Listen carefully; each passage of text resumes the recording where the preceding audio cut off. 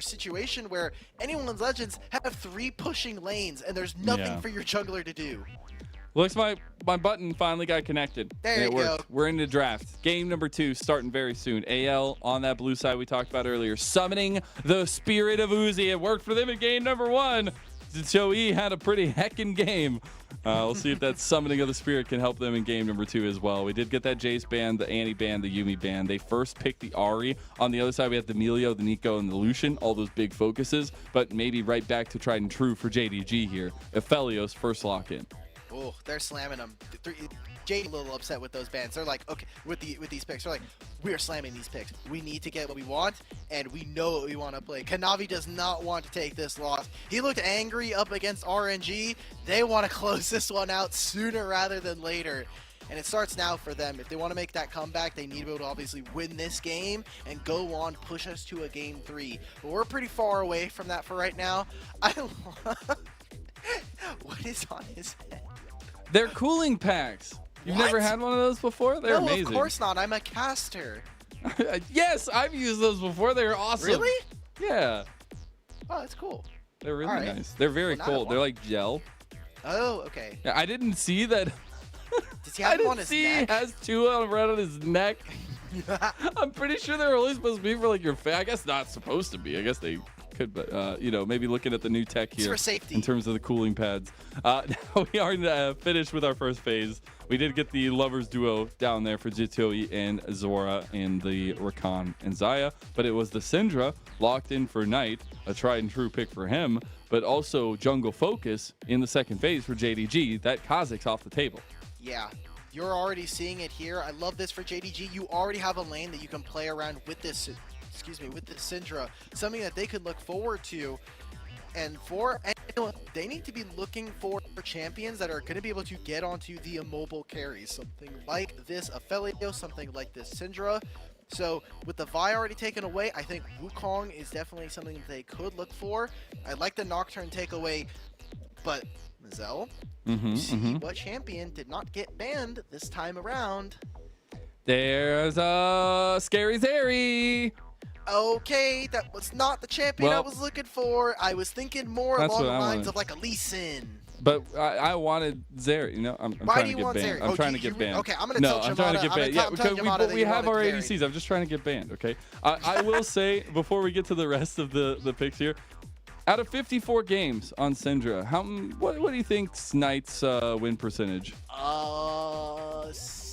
74%. I hate you. You looked at it, didn't you? I didn't. Actually, I didn't check. No? Nope. Okay, well, you're right on the money. 74% win rate. Let's go. I unironically guessed that. There's cheating going on here. I don't know, chat. You gotta message Al. Figure out how he's cheating here. I literally, that was a free ball. Like I took a nice. Well, look at you, big brain. I love it. I love it. But as I want to dissect that big brain of yours a little bit more in this draft, we did get that Lee Sin that snuck through, made it through. The Cassante, also a very heavy meta pick that made it through here for AL. And on the other side, the answer so far has been the Renata and now the Ornn. Ooh, okay. They're going for more and more scaling on the side of JDG, saying level 6, we will have some answers. But they do have some aggressive looks. Specifically, we need to see Knight and Kanavi link up, feel more and more comfortable. If we're going to be able to utilize that 74% win rate on the Syndra, you gotta start now. You have to be looking for plays. Kanavi with this Vi can get very easy kills, but it's not going to be, it should be the same for anyone's Legends. You look at that mid-jungle duo between Xiaohao and Harder, they can find picks just as easy as JDG. They truly can, and I think Xiaohao will be fully unlocked on this Lee Sin. Big comfort for him, but also just gives him a lot of that early aggression and decision-making power. And they have really nice lanes to play around. A lot of mobility available from the solo lanes, and that was a key aspect coming into this one.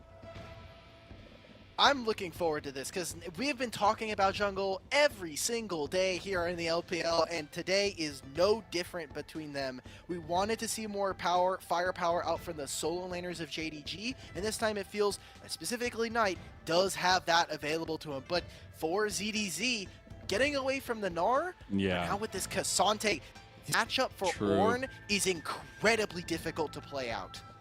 Well, anyone's legend defied expectations in game number 1, but JDG have roared back to life with a very confident draft here in game 2. In their home arena, Beijing, Missing said he does not want to give any room for interviews for any team that comes and visits them. Well, it's time to put up or shut up and deny AL that here in game 2 because they have a very strong composition together. They have a lot of the meta picks that we have, but a lot of safety through bot lane as well. And the laning phase is going to be oh so important. We're looking at Kanavi, we're looking at Xiaohao, and how they bounce between these two solo lanes. And I'm looking to hear the Gyos ring loud and true for JDG, as hopefully we'll be loading in the Rift very shortly. They need every bit of fan crowd sentiment. You need that crowd to be playing in your ears. And for players who have made it to multiple international events, for players who obviously have played in stadiums like this, they can kind of tap into that sixth man of the crowd. Give them a little bit more energy, play a little bit better.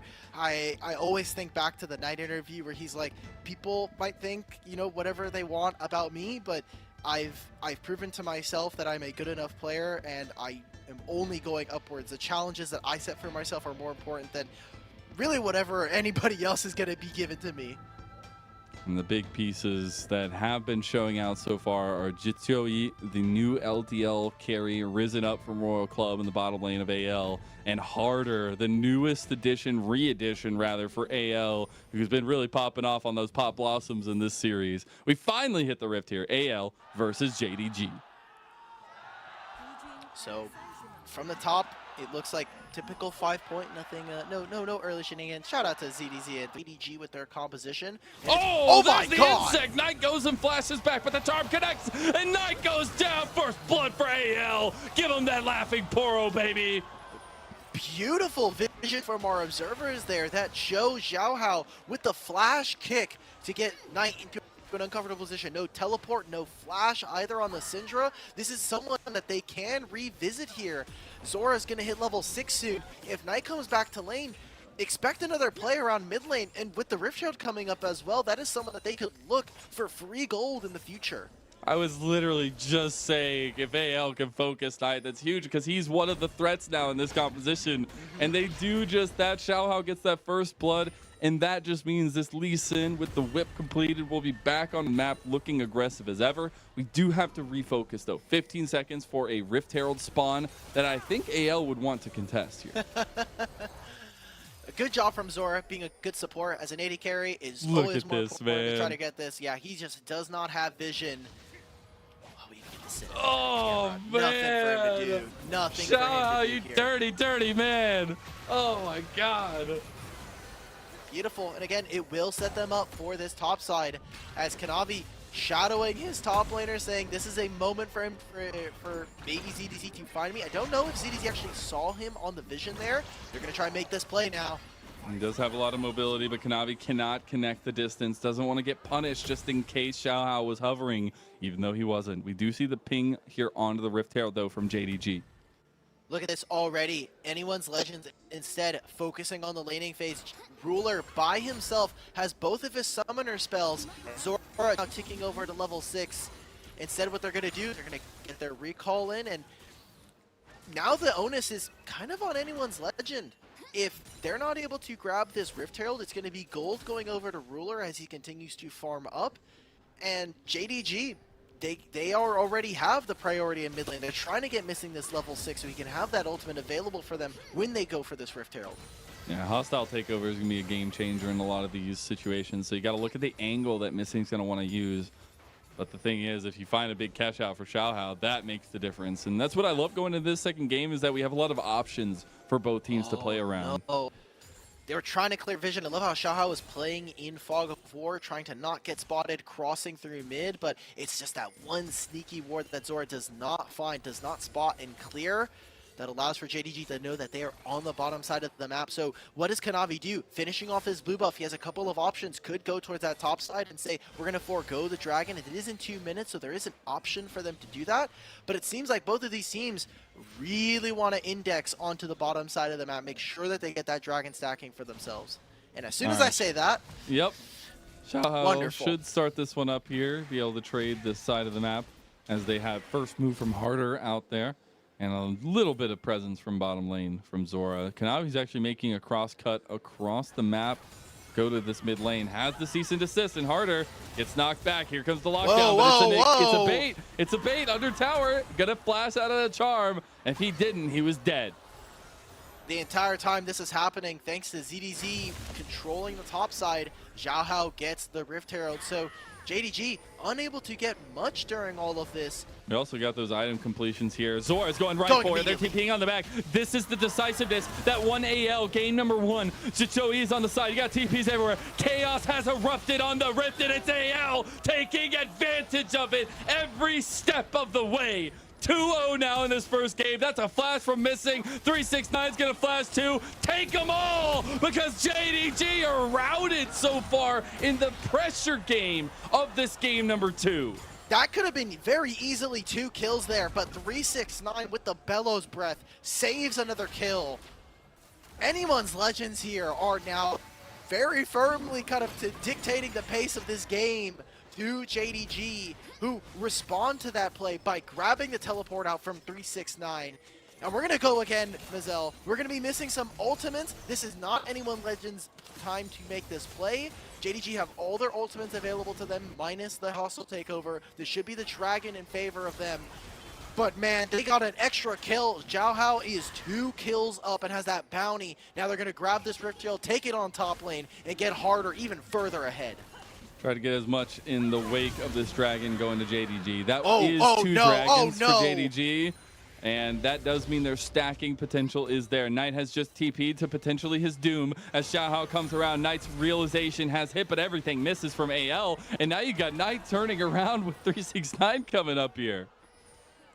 Wow, insane stuff. Good job from Knight to dodge out on those skills. Ruler, he is looking for one target, and one target in specific. They found him. The knockup, the hostile takeover back, though. Ruler's still alive, and you better not miss if you're gonna come at the king. ZDZ goes down, and JDG get the dragon. That's huge, as the pick-up part selection was not there for anyone's Legend. Dude, this missing, Renata Glass is so perfect for this composition. We talked about how important that ultimate was going to be. The bailout here for Ruler. Every single ability had landed onto the Aphelios. But it is just 1 kill that goes over. Zora's just going to have to sit there. Kanavi gets his kill credit with this. The dragon goes over to JDG. And just how we had thought in game 1, we were waiting for JDG to turn the corner that they never ended up doing. Now here in game 2, they do it with a fantastic team fight. They turned the corner, went back around, took the corner again here as the big kick doesn't actually get the combo they needed. And as you said, that hostile takeover, a big difference maker. Nobody could follow up anymore. Yeah, I mean, that was a really tough fight. The angle was good for Harder and but JDG, their front line, this Syndra, this Vi, the Ornn were standing in front of Chichoe, and there's all your damage. Unable to actually find that kill onto Ruler. Turns into 3, turns into the dragon for JDG. Side, but AL trying to save his life here. He does flash out from that engage. He's buying a lot of time, but the Scat of the Week comes through. Cease and desist, locking him down. Harder's getting locked down on the other side. And there's the double knockup. Kanavi goes down. AL, they want to try to pounce out a Ruler. Again, they can't get him here. Nobody can really find him except for ZDZ, and ZDZ is just gone. Oh my god. Like, the fact that they're able to sense that Xiaohao is obviously in there. He went for the flank last game. Here, they're going to be able to start up this dragon here. I love that Ruler is not moving over. He can just walk towards this bear and use the Calibrum to scout if maybe anyone's Legend were going to go for it. But that's the sole point here, Lennon. And man, it's just slipping away ever so quickly from anyone's. As we get right into the replay, I mean, oh, he was on ward. No! Oh! Well, you know what? It happens. He's like, oh no, I've been found out. Yeah, I would have loved to have seen anyone's Legends actually go to start up this dragon, because there's no way you're going to win the fight afterwards, right? They're committing so many members to this side. They were trying to find this pick onto Ruler. And maybe that's some of that greed that they were talking about in the interview, right? We saw them, they're saying we don't need to be greedy for waves. We need to be playing macro-oriented more around our team. Left. Okay, no jungler here for the side of anyone's Legends. Means that this Baron is a foregone conclusion. A team fight miracle for the side of anyone's Legends. That they're going to be able to pull this one out from underneath JDG. Gotta try to get harder in there with that smite. Yeah, I guess so. He's got that smite. It's the same as Kanavi for thanks to the levels. And no teleports available for the solo lanes here. Harder just trying to get in, but Knight and 369 are not letting it. They're catching out 369 here. There's a hostile takeover around the back, though. 4,000 health on the Baron won't be the focus right now from everyone of JDG. As Ruler's trying to look for Choi. Roller over the side, though. He can't go down. Harder doesn't have the combo. He doesn't have it. A double kill for Ruler. There it is, JDG. They're going to take the Dragon Soul that we saw earlier. They're going to grab the Baron. They're going to win the team fight. And Lennon, it is more than likely we are going to a Game 3 here between anyone and JDG. So much hope, so much promise in Game 1 for AL. And JDG have woken up. They've got the comp that worked, but it's also the execution on the board. That pick onto Zhao Hao means that it is so golden. Good job between 369 and Knight. They know their jobs. They know, hey, the early laning phase for Knight, not fantastic, but man, Ruler wanting, this is one of his specialties that we've seen all this year is, hey, if we're playing a split fight on some different fronts, I'm going to challenge the enemy AD carry to fight me, because I know that if they're uncomfortable, I'm in my zone. They're going to have to make probably some bad decisions. For the fight, but also that 2.5 item spike. Now he has 3 items. And they're just knocking on the front door of AL saying, will you be able to answer us? Plus they have the Infernal Drake, so all that damage that they're building is just turning into less and less likely. Oh, wow. Zora missing, I thought was on the other team. Zora's missing now. True. As Kanavi overextending a little bit here, does get all outed back. A big shutdown gold goes to ZDZ, but the base is in tatters. The mid lane is burst open, and JDG with Baron minions for another minute and 30 seconds can look to end the game here. Xiao Hao's back. Xiao Hao's locked down, and Xiao Hao goes golden. See if they follow it up, though, with a hostile takeover, and it's Ruler every time. At 4-0 here in game number 2. He's looking to put some more here. Ruler's going for it. Ruler wants to take Harder down, and he's in the base of AL. He's going to get lasered. He goes down. Ruler's not alive, and JDG, they're scrounging. Wait, are they going to play around their solo laners here now? Knight and 369 alive versus Knight's still Legends. so big. Knight's still so big. Oh, the unstoppable, the block actually for ZDZ. Okay, it didn't matter. Okay, well. Knight ends up killing him anyways. And now it feels like a bit of an ARAM as we're just waiting for this Nexus to fall. JDG want the minions to end as they take one by one AL's life, and they take game number 2. What an incredible win there. It felt more like the JDG we have come to know and love this year, as they don't let the early game. They said, hey, we are more than comfortable. We get right into our team fight pocket, and we're going to take control of this game. Great job from JDG and anyone's Legends. While the looks were good, it just wasn't that same level of advantage that we saw from game 1.